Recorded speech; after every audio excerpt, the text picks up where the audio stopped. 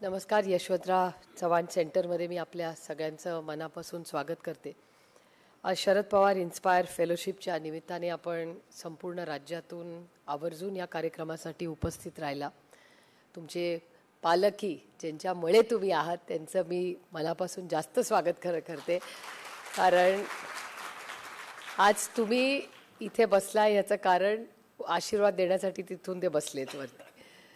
आणि त्या पालकांचंही स्वागत. तुमची खूप कर्तृत्ववान मुलं आहात, भाग्यवान आहात तुम्ही, कारण का आपल्या आयुष्यात सगळ्यात आनंद आणि सगळ्यात जास्त दुःख आपल्याला कोण देऊ शकतं तर ती आपली मुलं असतात, आणि ते मुलं झाल्याशिवाय कळत नाही. आणि त्याच्यामुळे आज तुमचं सगळ्यांचं जास्त कौतुक, कारण काय खूप कॉम्पिटेटिव्ह खरं तर ही स्पर्धाच म्हणावी लागेल. आम्हाला ही स्पर्धा करायची नव्हती, पण ह्या फेलोशिपची सुरुवात जी झाली ही एक छोटीशी गोष्ट आहे त्याच्या मागची. या व्यासपीठावरच्या सगळ्या लोकांनाही माहिती आहे, फर्स्ट बॅचच्या फेलोजलाही काही उपस्थित असतील तर त्यांना माहिती आहे, पण सहस्त्र चंद्रदर्शन ही एक गोष्ट असते जी मला माहिती नव्हती. आणि आदरणीय पवारसाहेबांचं सहस्त्र चंद्रदर्शन करायचं असं महेश गादेकरांनी मला सुचवलं. तर मी त्यांना विचारलं, सहस्त्र चंद्रदर्शन काय असतं, म्हणजे काय असतं ते. मग त्यांनी सांगितलं की माणूस 81 वर्षाचा झाला की त्यांनी 1000 चंद्र बघितलेले असतात, त्याला सहस्त्र चंद्रदर्शन म्हणतात. आणि मग त्याची काहीतरी पूजा वगैरे काय काय असतं, तर आपण ते सगळं करूया. म्हटलं ठीक आहे, तुमची इच्छा असेल तर तुम्ही ते जरूर करा. पण मी थोडी विज्ञानाच्या बाजूनी जास्त वळणारी आहे, त्याच्यामुळे माझं वैयक्तिक मत असं होतं की गेले 6 दशकं आदरणीय पवारसाहेबांना जी संधी महाराष्ट्राच्या मायबाप जनतेच्यामुळे मिळाली, आशीर्वादाने मिळाली, त्यांच्या आयुष्यात जेवढे उतार चढाव आले त्याच्यामध्ये तुम्ही त्यांना जी साथ दिली ह्याची एक आठवण म्हणून आपण एखादी फेलोशिप काढावी. आणि त्यानंतर आम्ही सगळ्यांनीच काकोडकर साहेब आणि विवेक सावंत ह्या सगळ्यांचंच मार्गदर्शन आम्ही घेतलं, आणि त्या मार्गदर्शनातून ही एक फेलोशिपचा हा जो कॉन्सेप्ट आहे हा थोडासा वेगळा आहे. भारतात अनेक ठिकाणी आता नवीन हा ट्रेंड सुरू झालेला आहे. स्कॉलरशिप आणि फेलोशिप ह्याच्यात खूप अंतर आहे. त्यामुळे आमच्या आधी मनात आलं होतं की एखादा अवॉर्ड किंवा स्कॉलरशिप करावी, का नंतर आमच्या लक्षात आलं ते करण्यात काही अनेक लोक हे करतात आणि काहीतरी आपण वेगळं करावं, म्हणून ती फेलोशिप हा कॉन्सेप्ट आमच्या सगळ्यांच्या मनात आला. आणि हे आल्यानंतर अनेक लोकांची मदत ह्या प्रवासामध्ये झाली, आणि हे 3रं वर्ष आपण हे करतोय. आणि त्याच्या 3 भागांमध्ये तो विभागलेला आहे. एक म्हणजे ह्याचा शेतीचा, दुसरं लिटरेचर म्हणजे लिखाणाचं पुस्तक, आणि तिसरा आपण केलेलं आहे शिक्षणासाठी. आम्ही विचार असा केला, जी विषय हे आदरणीय पवारसाहेबांच्या मनाला त्यांना आवडणार आहेत किंवा त्यांच्या आयुष्यात ते जेव्हा वळून पाहतात त्यांच्या जिव्हाळ्याचे विषय कुठले आहेत, तर पहिल्या अर्थातच शेती. त्याच्यानंतर त्यांना वाचनाची प्रचंड आवड आहे. आजही त्यांच्या बॅगमध्ये, त्यांच्या कधीही प्रवास करताना 1 किंवा 2 पुस्तकं त्यांच्या हातात असतातच. आणि तुम्हाला गंमत वाटेल की एका मुलांनी पवारसाहेबांवर एक रील केला आहे, आणि मलाही आश्चर्य वाटलं हा रील कुठून काय आला त्यांच्यावर. त्यांनी ते मोबाईलमध्ये ते पुस्तक वाचत होते एक विमानात. तर त्या मुलांनी असा एक चोरून व्हिडिओ काढला आहे की शरद पवार ह्याही वयात एवढं टेक्नॉलॉजी ड्रिव्हन पुस्तक वाचतायत ही त्याला. तो आणि त्याच्यात तो खूप चांगल्या हेतूनी म्हणाला की ते पुस्तक वाचतायत हे मला आश्चर्य वाटतं की ते ह्या विषयाचा आमचे वैयक्तिक किंवा राजकीय खूप मतभेद असतील, पण ही गोष्ट मला शिकण्यासारखी वाटली की ते हे पुस्तक वाचतायत. आणि त्याचा एक खूप कूल असा त्यांनी एक रील केला, आणि त्याच्यामुळे त्यांना वाचनाची प्रचंड आवड आहे. आणि लोक त्यांना आवर्जून वेगवेगळी पुस्तकं देत असतात, ते रेफरन्सेस त्यांच्या भाषणातून त्याचे मांडत असतात. त्याच्यामुळे तो एक महत्त्वाचा विषय. आणि त्यानंतर शिक्षण, म्हणजे तुम्ही आत्ता जे शिक्षक आहेत ते खूप वयाने लहान आहेत, पण जे रिटायर्ड शिक्षक आहेत त्याच्यामुळे पवारसाहेब शिक्षण मंत्री असताना त्यांनी घेतलेले निर्णय शिक्षक आजही त्याची आठवण काढतात, आणि त्यांना त्या विषयामध्ये प्रचंड रस आहे. त्यामुळे ह्या 3 व्हर्टिकल्समध्ये आम्ही काम सुरू केलं. आणि आज अजून 2 विषयात आमचं करायची इच्छा होती, पण पहिलं हातात घेतलेलं काम जरा मार्गी लावू आणि मग एक्सपॅन्शन करू त्याचं. तर आजच आमच्या मीटिंगमध्ये आमच्या सहकारी आभा लांबा ज्या आहेत त्याही उपस्थित होत्या कार्यक्रमासाठी, त्या आमच्या आधीच्या रिव्ह्यू मीटिंगमध्ये. आणि त्यांनी सुचवलं की आदरणीय पवारसाहेबांनी महिला आरक्षण याचं विधेयक ह्या देशामध्ये पहिल्यांदा सुचा आणि एकत्र जी कैलासवासी राजीव गांधी आणि आदरणीय पवार साहेबांनी एकत्र मिळून केलं आणि ह्या देशातलं पहिलं राज्य ज्यांनी महिलांना आरक्षण 33% पहिलं दिलं ते तुमचा आणि माझा महाराष्ट्र होता. आणि त्याच्यामुळे हा एक खूप मोठी क्रांती त्या काळात घडली. आणि त्यावेळीच आदरणीय पवारसाहेब ह्या राज्याचे मुख्यमंत्री होते. त्याच्यामुळे आज आम्ही एक निर्णय घेतला आहे की हे 3 व्हर्टिकल सोडून 4थ्या व्हर्टिकलमध्ये आपण काम करणार आहोत. पण ती ह्या वर्षी होणार नाही, ती पुढच्या वर्षीपासून होईल. कारण का त्याचा थोडासा अभ्यास काय पद्धतीने ती करायची ह्याचा थोडासा आम्हाला वेळ लागेल. पण 2024 पासून एक महिलांसाठीही एक फेलोशिप ही पुढच्या वर्षीपासून प्रत्येक जिल्ह्यात आपण आधीच्या करतो त्याप्रमाणे केली जाईल. म्हणजे त्याचाही लॉन्च 24 पासून होईल. तर त्याची सगळी माहिती आम्ही पुढच्या टप्प्यामध्ये पुढच्या 3-4 महिन्यात ती टाकू. हे सगळं करत असताना अनेक चांगले आणि वाईट अनुभव आले. चांगले अनुभव म्हणजे आम्हाला मिळालेलं यश हा चांगला अनुभव आणि अपयशाला आपण सगळेच वाईट समजतो.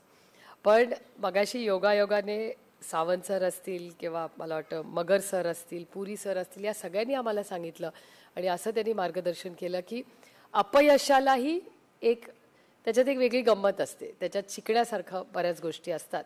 आणि जे अपयशी असतील किंवा एखाद्या फेलोशिपला मध्ये तोला अपयश येत असेल तर त्याच्यासाठी आपल्याला अजून काही वेगळं करता येईल का याचाही अभ्यास मला वाटतं फेलोशिपनी केला पाहिजे की व्हॉट आर द लर्निंग्स. म्हणजे त्याच्यातून का आपण अपयशी झालो.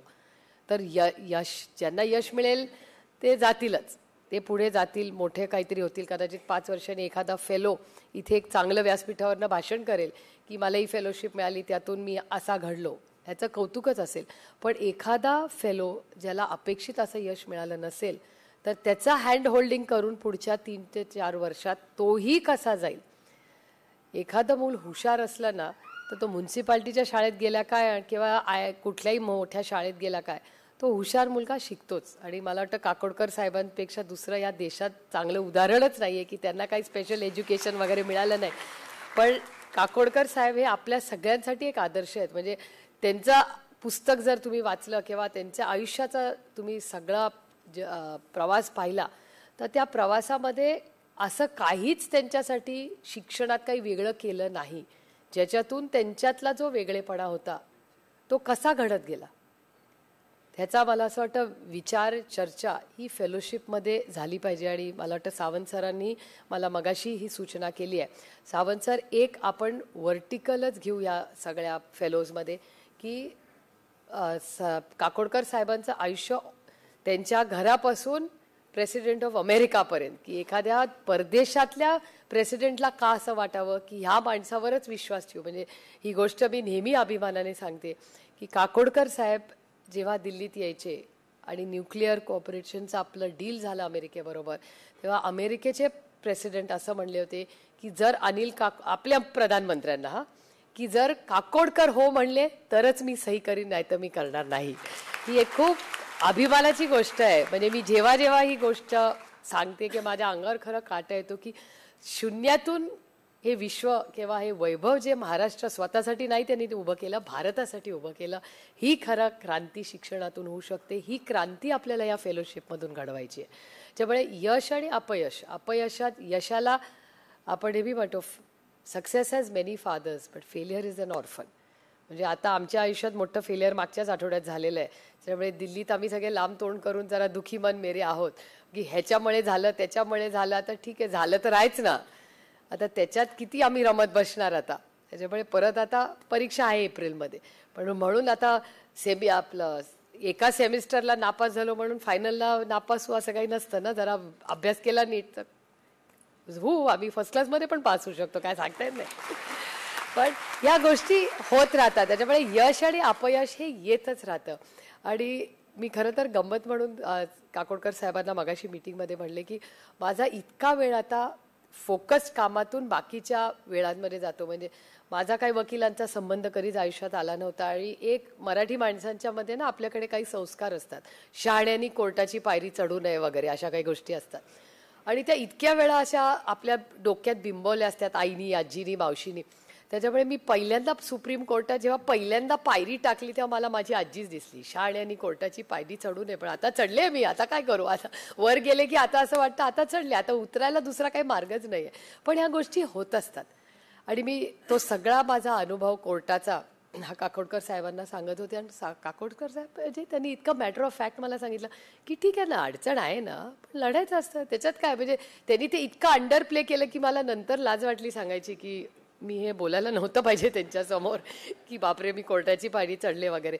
पण मला तुम्हाला एवढंच सांगायचं की संघर्ष अडचणी या सगळ्यांच्याच आयुष्यात येतात. त्या आपल्या आयुष्यात आल्या की आपल्याला वाटतं अरे बापरे आपल्याला अपयश आलं, ठीक आहे ना, एखादी आयडिया नाही चालली, ठीक आहे, फिर से शुरू करेंगे, शून्यातून परत त्या फेलोजला मदत करू, परत आपण त्याच्यात प्रयत्न करू. आणि अपयश आलं म्हणून काय आपली आयडिया वाईटच आहे असं काही नाही. कदाचित आपल्याला वेगळ्या पद्धतीने त्याच्याकडे बघावं लागेल. आता आज व्यासपीठावर विलास शिंदे आहेत, त्यांना मी अनेक वर्ष ओळखते. सगळे ॲग्रिकल्चरमध्ये जे मुलं फेलोज आहेत ते त्यांच्याकडे आणि निलेश भाऊंकडे दोघंही 15-15 दिवस तुम्ही राहणार आहात त्यांच्याकडे.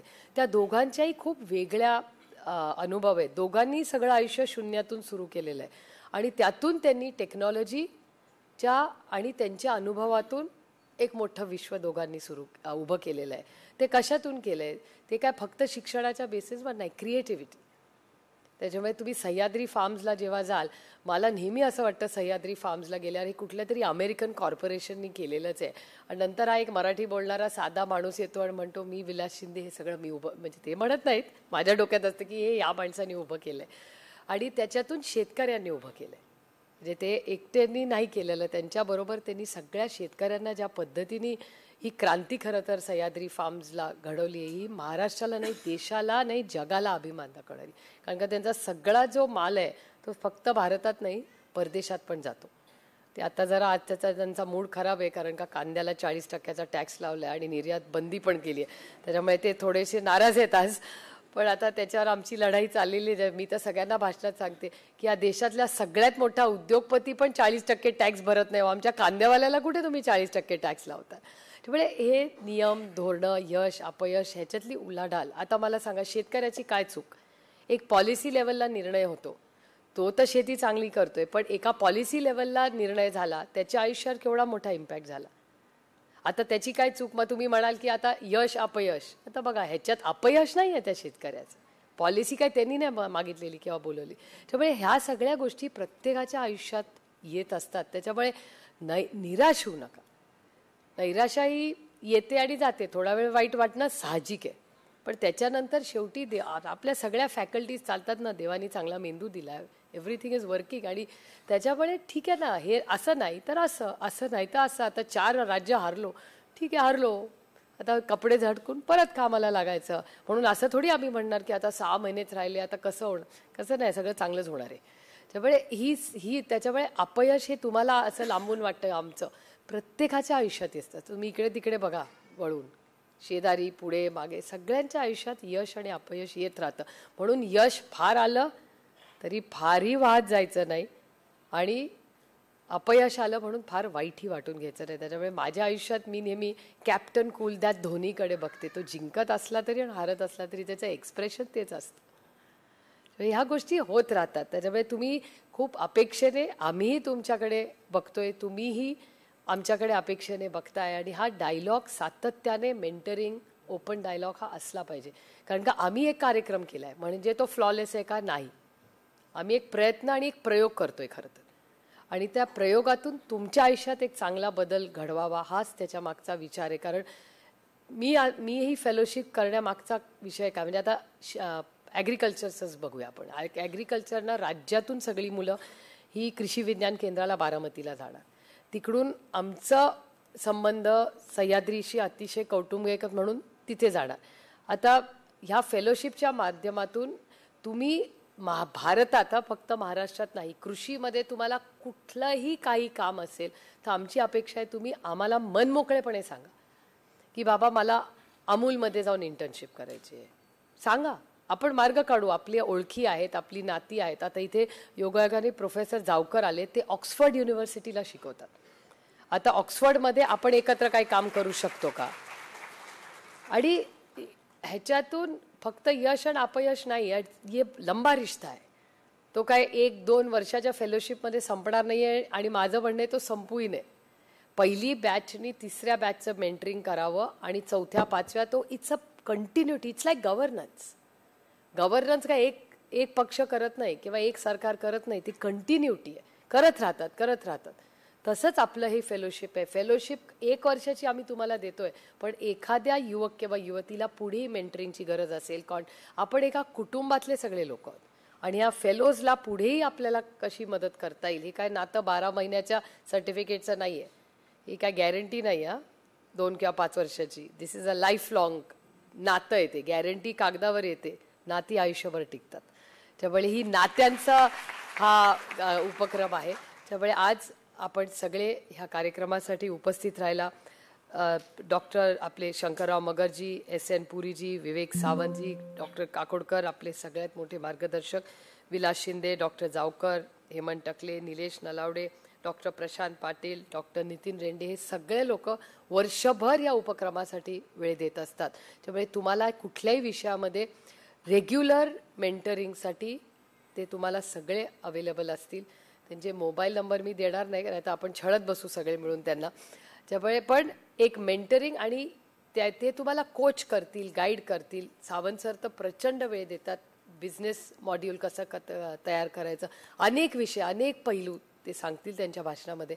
पण हे खूप एक वेगळा प्रयोग करण्याचा आम्ही प्रयत्न केला आणि महाराष्ट्राने गेले 3 वर्ष त्यांना प्रचंड साथ दिली आणि ह्याच्यातून नवीन काहीतरी इनोव्हेशन भारतासाठी महाराष्ट्रातून घडावं, हा याच्या मागचा खरं तर विचार आहे. आणि नॉट इन आयसोलेशन. म्हणजे मी एक शेवटचं माझं उदाहरण देऊन माझं भाषण संपवणार आहे की मागच्या आठवड्यात एक ट्रायबल युनिव्हर्सिटी भारत सरकारने सुरू केली. ती एक कमिटमेंट केलं होतं भारत सरकारने की तेलंगणा आणि आंध्र प्रदेश 2 राज्य वेगळी झाली, दोन्हीमध्ये ट्रायबल युनिव्हर्सिटी काढायची. आता ट्रायबल युनिव्हर्सिटी म्हणजे ट्रायबल मुलांनाच तिकडे शिक्षण मिळावं, हा त्याच्या मागचा विचार. मी त्या बिलावर आता बोलत, तेलंगणा तुम्ही विचाराल सुप्रिया सुळेचा काय संबंध, आपण महाराष्ट्रात काम करतो, तेलंगणाचं एक आयसोलेशन. माझा त्या बिलाला अजिबात विरोध नव्हता. चांगली गोष्ट आहे तुम्ही करत असला तर शिक्षणासाठी. माझा विरोध किंवा माझं थोडंसं वेगळं मत असं होतं की ट्रायबलसाठी वेगळी युनिव्हर्सिटी काढू नका. का ट्रायबलला वाटलं पाहिजे की हो मी ट्रायबल आहे, मी या युनिव्हर्सिटीत, त्या ट्रायबलनी IIT IIM मध्ये का नाही जायचं? ही ट्रायबल युनिव्हर्सिटी जर असेल तर ती ट्रायबलांसाठी नसावी. फक्त ज्याला ट्रायबल्समध्ये PhD करायचे, तो विषयात अभ्यास करायचा, त्या व्यक्तींनी त्या ट्रायबल शाळेत युनिव्हर्सिटीमध्ये जावं, हे माझं वैयक्तिक मत आहे, जे मी पार्लमेंटमध्ये मांडलेलं आहे. की तुम्ही न्यू एज्युकेशन पॉलिसी किंवा तुम्ही जेव्हा म्हणता की आम्हाला इन्क्लुझिव्ह एज्युकेशन करायचं, राईट टू एज्युकेशन सारखा जेव्हा मुद्दा आपण मांडतो, तेव्हा मग ट्रायबल युनिव्हर्सिटी वेगळी काढण्यामागे कारण काय? आणि 5-10 वर्षांनी ती मुलं जर मेनस्ट्रीममध्ये आली नाहीत तर काय त्यांचा उपयोग मला सांगा. मग ती ट्रायबलच राहणार, ट्रायबल समाजातच फिरणार आणि त्यांचं आयुष्य पुढे तिथेच राहणार. त्याच्याऐवजी त्या फक्त विषय ट्रायबल घ्यावा, त्यातल्या भाषा, त्यातलं कल्चर, त्याचं सगळं डॉक्युमेंटेशन त्या ट्रायबल युनिव्हर्सिटीने करावं. पण तेलंगणा आणि आंध्र प्रदेश सरकारनी मुंबई युनिव्हर्सिटी किंवा सावित्रीबाई फुलेंच्या नावाने जी युनिव्हर्सिटी आपण सुरू केली आहे, डॉक्टर बाबासाहेब आंबेडकरांच्या नावाने ज्या युनिव्हर्सिटी औरंगाबाद संभाजीनगरला आहे, अशा सगळ्या युनिव्हर्सिटीज जशा आहेत तशीच का नाही तेलंगणा आणि आंध्राने एक चांगली युनिव्हर्सिटी काढावी, ती त्याच्यात एक ट्रायबल काढावी, त्याच्यात ट्रायबल मुलांना कदाचित संधी द्यावी येण्यासाठी. त्यामुळे पुढचं शिक्षण हे जास्तीत जास्त इन्क्लुसिव्ह कसं असावं याच्यासाठी आपण सगळ्यांनी मिळून प्रयत्न करावे, हा त्याच्या मागचा एक विचार आहे. आता दिव्यांगांसाठी चव्हाण सेंटर काम करतं. दिव्यांगांसाठी आम्ही काल मागणी केलेली आहे आणि भारत आणि महाराष्ट्र सरकारकडे करणार आहे की प्रत्येक संस्था आणि शाळेने X अमाऊंट ऑफ दिव्यांग मुलं ही त्यांच्या शाळेत संस्थेत घेतलीच पाहिजे. आणि ती पेपरवर नाही, नुसतं पेपरवर नको, पण हाय म्हणजे त्याच्यात शिक्षकही असले पाहिजेत जे अतिशय संवेदनशील आहेत आणि ही हाय IQची मुलं आहेत. आणि ती ज्याला इंग्रजीमध्ये एम्पथी अँड कंपॅशन म्हणतात, ती एम्पथी अँड कंपॅशन फेलो स्टुडंट्समध्ये येईल. एखादं मूल व्हीलचेअरवर वर्गात आलं तर पटकन त्याला जाऊन मदत करणं, ह्या सगळ्या गोष्टी का नाही एखाद्या कॉलेज किंवा शाळेमध्ये कराव्या? तर इट्स अ 2 वे, म्हणजे इट्स अ विन-विन सिच्युएशन. जी मुलं शिक्षणात आहेत त्यांना एम्पथी अँड कंपॅशन, माणुसकी ही त्यांना शिकायला मिळेल. प्लस ह्या मुलांनाही आपण काहीतरी वेगळे आहोत किंवा आपल्यात काहीतरी कमी आहे ही जी भावना आहे त्याच्यातून त्यांना मुक्त करून मेनस्ट्रीममध्ये आणणं. त्यामुळे ज्या काही गोष्टी आपल्याला इथून काढायच्या, तुम्ही एकीकडे आर्टिफिशियल इंटेलिजन्सवर बोलता आणि दुसरीकडे मग प्रत्येकाला वेगवेगळ्या अशा छोटे छोटी बेटं असल्यासारखं जर शिक्षण द्यायला लागले तर मला वाटत नाही पुढचा भारत घडवण्यासाठी कदाचित 10-20 वर्षापूर्वी या गोष्टी योग्य होत्या, पण आता तंत्रज्ञानामुळे आपल्याला हे सगळ्यांना मेनस्ट्रीममध्ये आणायचं असेल तर ह्या काही गोष्टी थोड्याशा आपल्याला बदलाव्या लागतील. असे अनेक विषय खरं तर आहेत आणि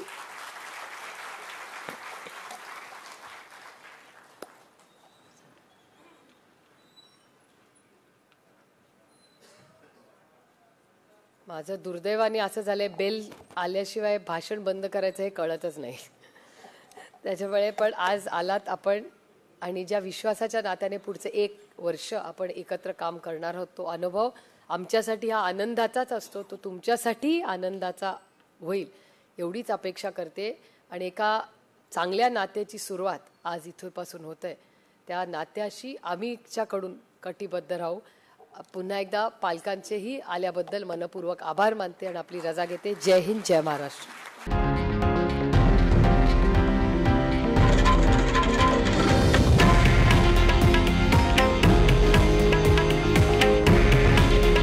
हे आहे देशातील नंबर 1 न्यूज नेटवर्क आणि आपण पाहत आहात TV9 मराठी. काळजी तुमची, हित महाराष्ट्राचं.